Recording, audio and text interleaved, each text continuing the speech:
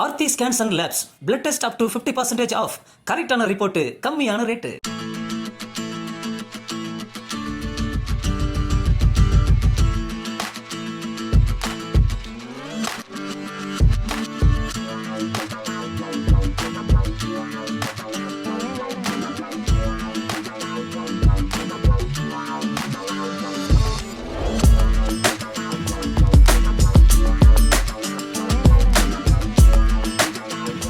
வணக்கம் நண்பர்களே, இன்னும் ஒரு இனிய காலை பொழுதில் தீதும் நன்றும் நிகழ்ச்சியில் உங்களை சந்திப்பதில் மிக்க மகிழ்ச்சி அடைகிறேன். உலகம் முழுக்க ஒவ்வொரு நாளும் ஒவ்வொரு தினத்தையும் பல்வேறு விதமான முக்கியமான விழிப்புணர்ச்சிக்காக பின்பற்றுகிறார்கள். ஐக்கிய நாடுகள் சபை பல தினங்களை அப்படி விழிப்புணர்ச்சிகளுக்காக அது அறிவித்து அதன் சம்பந்தமான விழிப்புணர்வு நிகழ்ச்சிகளை உலகம் முழுக்க நடத்தி கொண்டிருக்கிறது. அதற்கான உந்துதலை கொடுத்து கொண்டிருக்கிறது. அப்படி பார்க்கிற போது நம்முடைய நாட்டில்தான் பெரும்பாலும் சில நாட்களை தவிர்த்து அது மதம் சார்ந்த சாதி சார்ந்த பண்டிகைகளால் நாம் நிறைந்திருக்கிறோம். ஆனால் பிற நாடுகள், முக்கியமாக ஐரோப்பிய நாடுகள் அப்படி அல்ல. அவர்கள் சமுதாயத்தின் நவீன காலகட்டத்தினுடைய தேவைகள் பிரச்சனைகளுக்கேற்ப எத்தகைய தினங்களை அவர்கள் தொடர்ந்து பின்பற்றி கொண்டிருக்கிறார்கள். அப்படிப்பட்ட நிலையில் இந்த தினங்களில் இன்றைக்கு இந்த செப்டம்பர் 18ஆம் தேதியை சம வேலைக்கு சம ஊதியம் என்கிற அந்த ஈக்குவல் பே என்பதற்கான ஒரு தினமாக ஐநா மன்றம் அறிவித்து செயல்படுத்தி கொண்டிருக்கிறது. நிறைய இடங்களில் முக்கியமாக பாலின ரீதியான வேற்றுமைகள், இதில் இந்த சம வேலைவாய்ப்பின்மை என்பதில் இது ஒரு மிக முக்கியமான பிரச்சனையாக இருக்கிறது. அதாவது ஒரே வேலையை 2 பேர் ஒரே நேரத்தில் செய்வார்கள், ஒரே திறனோடு செய்வார்கள். ஆனால் ஒருவருக்கு அதிக சம்பளமும் இன்னொருவருக்கு குறைவான சம்பளமும் கொடுக்கப்படுகிறது. இதுவே நகர்ப்புறம் கிராமப்புறம் சார்ந்தும் இந்த வித்தியாசங்கள் இருப்பதை நாம் பார்க்கலாம். நாட்டுக்கு நாடு இந்த வித்தியாசங்கள் இருப்பதையும் கூட நாம் பார்க்கலாம். இந்த நிலையில் ஒரு குறிப்பிட்ட நிலப்பரப்பிற்குள், ஒரு குறிப்பிட்ட பொருளாதார சூழலுக்குள் பணியாற்றுகிறவர்கள் ஒரே விதமான வேலைகளை, ஒரு குறிப்பிட்ட மணி நேரம், ஒரு குறிப்பிட்ட திறன் சார்ந்த வேலைகளில் ஈடுபடுகிறவர்கள் அனைவருக்கும் சமமான ஊதியம் வழங்க வேண்டும் என்பது இன்றைக்கு தொழிலாளர் நலச் சட்டங்களில் மிக முக்கியமான ஒரு கூறாக இருந்தபோதும் கூட பாலின ரீதியான ஏற்றத்தாழ்வுகள் என்பது இந்த ஊதியத்தில் ஒரு பெரிய ஒரு பாரபட்சத்தை காட்டுகிறது. இது பல சமயங்களில் பல தனியார் நிறுவனங்களில் இது ஒரு பெரிய பிரச்சனையாக இருக்கிறது. உண்மையில் மே தினம் போன்றவையெல்லாம் சமவேளைக்கு சம ஊதியம் என்கிற போராட்டத்தோடு தான் நடத்தப்பட்டு மிகப்பெரிய தியாகங்கள் மேற்கொள்ளப்பட்டு அதன் வழியாக சில உரிமைகள் பெறப்பட்டன. ஆனால் புது புது தொழில்கள் உருவாகி வருகின்றன. அப்படி புது புது தொழில்கள் உருவாகி வருகிற போது இந்த வேலைக்கான ஊதியம் என்பதை நிர்ணயிப்பதில் பல சிக்கல்கள் உருவாகுகின்றன. ஆனால் இதை ஒரு சமூக கோட்பாடாக நாம் வளர்த்தெடுக்க வேண்டும். ஒரு குறிப்பிட்ட பணியை செய்கிற ஆண்களுக்கும் பெண்களுக்கும் நடுவே ஊதிய விகிதத்தில் வேற்றுமை இருக்கக்கூடாது. சில சமயம் இந்தியா போன்ற நாடுகளில் இதில் சாதி கூட ஒரு முக்கிய பங்கை வகிக்கிறது. அதாவது பல தனியார் அமைப்புகளுக்குள்ளாக நடக்கக்கூடிய இந்த விஷயங்களில் அல்லது முறைசாரா தொழில்களுக்குள்ளாக இந்த ஏற்றத்தாழ்வுகளை நாம் பார்க்கலாம். இதை நாம் தொடர்ந்து கண்காணித்து இந்த தொழில்கள் அனைத்தையுமே தொழிலாளர் நலச் சட்டங்களுக்கு கீழ் கொண்டு வருகிற ஒரு காலம் வருகிற போது தான் இந்த அநீதியை களைய முடியும். பல சமயங்களில் உழைப்பவர்கள் கொடுப்பவை அதிகமாகவும் பெற்றுக்கொள்பவை மிக குறைவாகவும் இருக்கிறது என்று சொன்னால் அது ஒரு சமூக யதார்த்தமாக, சோஷியல் கண்டிஷனிங்காக இருக்கிறது. இந்த சோஷியல் கண்டிஷனிங்கை எப்படி மாற்றுவது? ஒரு புறம் கராரான சட்டங்கள், இன்னொரு புறம் தொழிலாளர்களுக்கிடையே விழிப்புணர்வு. வேலையில்லா திண்டாட்டம் அதிகரித்து வரக்கூடிய ஒரு சூழலில் என்ன சம்பளம் கிடைத்தாலும் பணியாற்றலாம் என்கிற ஒரு சூழல் இன்றைக்கு உருவாகி இருக்கிறது. அதே போல் வேலைக்கு அதிகமானோர் தயாராக இருக்கிற போது மிக குறைவான ஊதியத்திற்கும் அவர்களை பணிக்கு அமர்த்தலாம் என்கிற ஒரு நிலைமையும் இங்கு இருக்கிறது. இது எல்லாமே மாற்றப்பட வேண்டும் என்று சொன்னால் இந்த சம ஊதியம் என்கிற கோட்பாடு, முக்கியமாக பாலின ரீதியாகவோ வேறு எந்த விதமான பாரபட்சங்களோ இல்லாத சம ஊதியம் என்கிற கோட்பாட்டை நாம் அழுத்தம் திருத்தமாக உருவாக்கினால்தான் அதில் வேலையில் நீதி என்பது நிலைநாட்டப்படும். மீண்டும் இன்னும் ஒரு புதிய சிந்தனையோடு உங்களை சந்திக்கிறேன். நன்றி, வணக்கம்.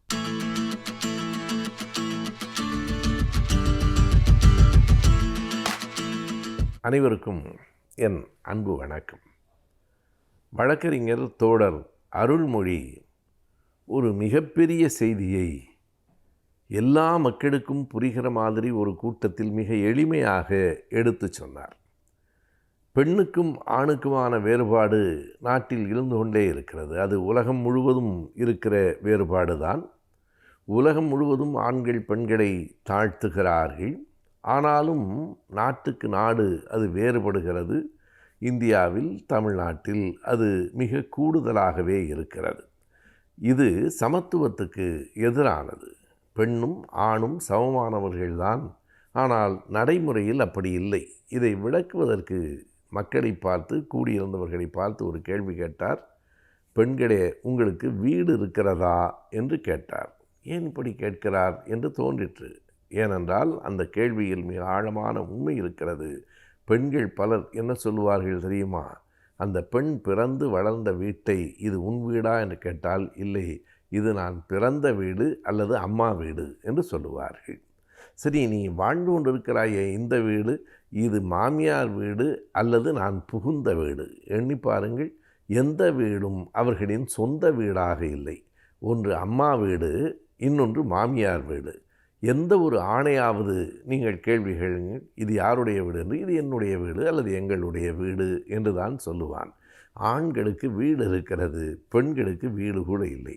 வீடு இல்லை என்றால் ஊர் இல்லை. அதாவது ஒருவனுக்கான ஸ்டேட்டஸ் என்று நாம் சொல்லுகிறோமே, ஸ்டேட்டஸ் என்றால் நிலை. எந்த நிலையில் நீங்கள் இருக்கிறீர்கள்? ஸ்டேட் என்கிற சொல்லில் இருந்து தான் ஸ்டேட்டஸ் வருகிறது. ஸ்டேட் என்பதே நிலை. ஸ்டேட்டஸ் என்றால் தான் உங்களுக்கான ஸ்டேட்டஸ் என்ன? வீடு இல்லை.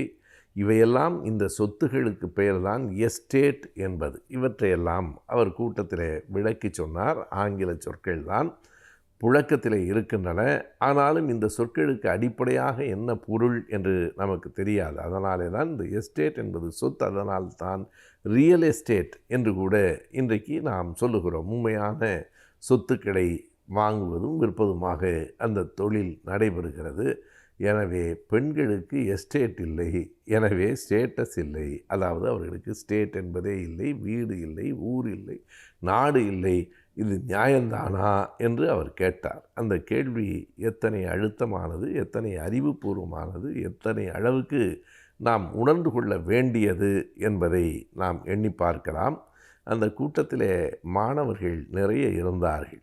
அவர்களும் கூட ஒரே பரபரப்பாக இருந்த அந்த கூட்டம். ஏனென்றால் ஒரு பெரிய அரங்கம், ஏராளமான எண்ணிக்கையில் மாணவர்கள் இருக்கிற போது கொஞ்சம் பேச்சும் சலசலப்பும் இருக்கும். ஆனால் அருள்மொழி அவர்கள் பேசத் தொடங்கி இந்த செய்திகளை சொல்லுகிற போது அப்படியே அந்த அரங்கு அமர்ந்து அமைதியாய் அதை கேட்டது. காரணம், இந்த கேள்விகள் மிக கூர்மையானவை. மிக சாதாரணமான கேள்விகள் போல தோன்றும், ஆனால் கூர்மையானவை. இந்த கேள்விகள் தான் நம்முடைய நிலை என்ன என்பதை நமக்கு உணர்த்துகிறது, பிறருக்கல்ல. நம்முடைய நிலை என்ன என்பதை நமக்கே உணர்த்துகிறது. இதை கேட்டதற்கு பிறகு எந்த ஒரு பெண்ணுக்கும் இது யாருடைய வீடு என்றால், இது எங்கள் வீடு, இது நம் வீடு என்று சொல்ல தோன்றுமே தவிர, இது அம்மா வீடு, அது மாமியார் வீடு என்று சொல்ல வேண்டியதில்லை. அப்படி இல்லை. நீங்கள் இந்த வீட்டில் வாழ்கிறீர்கள், இந்த வீட்டை மேம்படுத்தி இருக்கிறீர்கள், இந்த குடும்பத்தை ஆளாக்கி இருக்கிறீர்கள். இன்னமும் சொன்னால் பெண்கள்தான் ஒரு குடும்பத்தின் ஆணி வேறாக இருக்கிறார்கள். ஆனால் அந்த வீடு அவர்களுடையது இல்லை என்பது என்ன நியாயம்? அது பெண்களின் வீடு, அது பெண்களின் குடும்பம். இந்த உலகத்தில் ஆணுக்கு என்ன பங்கு இருக்கிறதோ, ஆணுக்கு என்ன உரிமை இருக்கிறதோ, அத்தனை பங்கும் அத்தனை உரிமையும் பெண்ணுக்கும் உண்டு என்பதை மிக எளிமையான சில கேள்விகளால் அவர் விளக்கிய விதம் ஒவ்வொருவரும் புரிந்து கொள்ள வேண்டியதாக இருக்கிறது.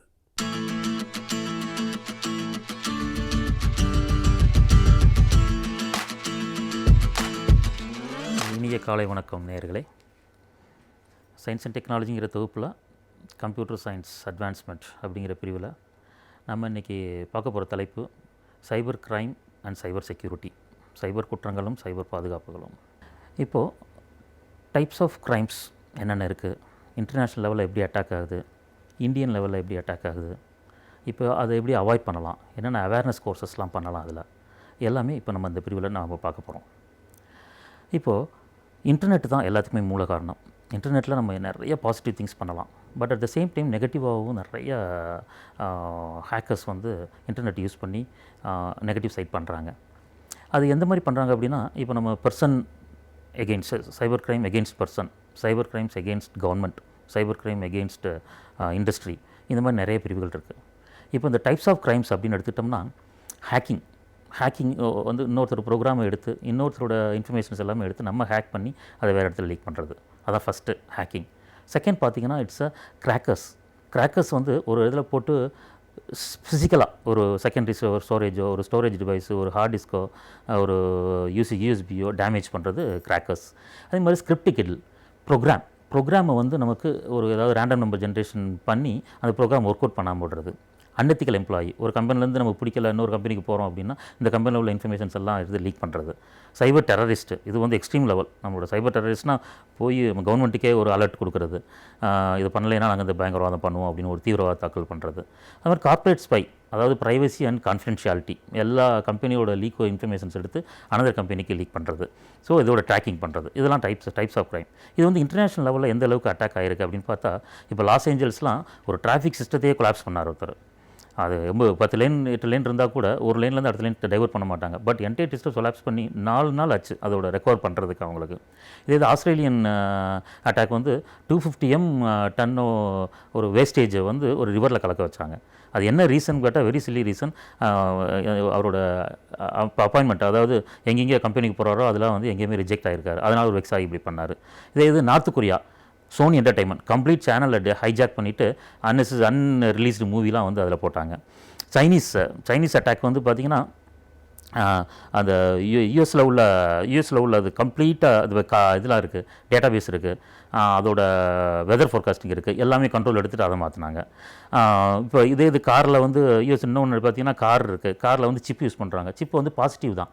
ஸோ அந்த பாசிட்டிவாக பண்ணுறதுக்கு வந்து அதே சிப்பை இன்னொரு ஹேக்கர் கையில் கிடச்சாங்கன்னா இப்போ நம்மளோட பிரேக்கு, நம்மளோட ஆக்சிலேட்டரு, ஸ்பீடு எல்லாம் கம்ப்ளீட்டாக வந்து அவரோட ஹேக்கர் கையில் போச்சுன்னா ஏதாவது ஆக்சிடென்ட் ஆகிறதுக்கு அந்த மாதிரிலாம் பண்ணாங்க.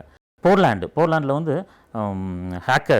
ஏரோப்ளைன் ஹேக்கிங் கம்ப்ளீட்டாக எடுத்து ஏதோ ஒரு அடுத்த சிக்னல் கிடைக்காதுன்னா ஒரு இடத்துல இறக்கி விட்டாங்க. ராயல் பேங்க் ஆஃப் ஸ்காட்லாண்டில் வந்து ஒரு நம்பர் 1 பேங்க்கு, அதுலேயே பார்த்திங்கன்னா 12 hours அந்த ஏடிஎம்மில் அட்டாக் பண்ணால் எதுவும் ஒர்க் பண்ணாமல் விடுவாங்க. அது மாதிரி எம்பிஏ அப்ளிகேஷன் ட்ராக்கிங் ஒரு இது பண்ணி ஹார்வர்ட் யூனிவர்சிட்டிலே வந்து நிறைய பேர் அதனால் ரிஜெக்ட் பண்ணாங்க. ஸோ இப்போ நம்ம இந்தியா லெவலில் பார்த்திங்கன்னா இந்த அளவுக்கு பெரிய அளவு தாக்கம் கிடையாது. பட் பர்சன்ஸ் வைஸ் இப்போ ஒரு பர்சன் வந்து ஒரு சைபர் ப்ரொஃபைலிங் எல்லாமே போட்டுறாங்க. அதனால் அதுலேருந்து ஒரு பர்சன் மேலே பிடிக்கல, இல்லைன்னா ஒரு செக்ஷுவல் ஹராஸ்மெண்ட்ஸ் இந்த மாதிரிலாம் நிறைய நடந்துகிட்ருக்கு இந்தியாவில். இப்போ 25 கோடி மக்கள் வந்து இந்தியாவில் வந்து கம்ப்யூட்டர் யூஸ் பண்ணுறாங்க. அதில் வந்து 4.20 கோடி மக்கள் வந்து சைபர் கிரைம்னால் அஃபெக்ட் ஆகிறாங்க. அதாவது ஒரு ஆல்மோஸ்ட் ஒரு 5ல் ஒரு பகுதி வந்து ஆட்டோமேட்டிக்காக அதில் அஃபெக்ட் ஆகிறாங்க. பட் இன்னொரு புள்ளியில் என்ன சொல்லுதுன்னா 72,000 கம்ப்ளைண்ட்ஸ் வந்து 2004லேருந்து 2014 வரை 10 வருஷத்துக்கு கம்ப்ளைண்ட் புக் ஆகிருக்கு. அதனால் இப்போ ஆவரேஜாக பார்த்திங்கன்னா 6,000 கம்ப்ளைண்ட் ஒரு வருஷத்துக்கு.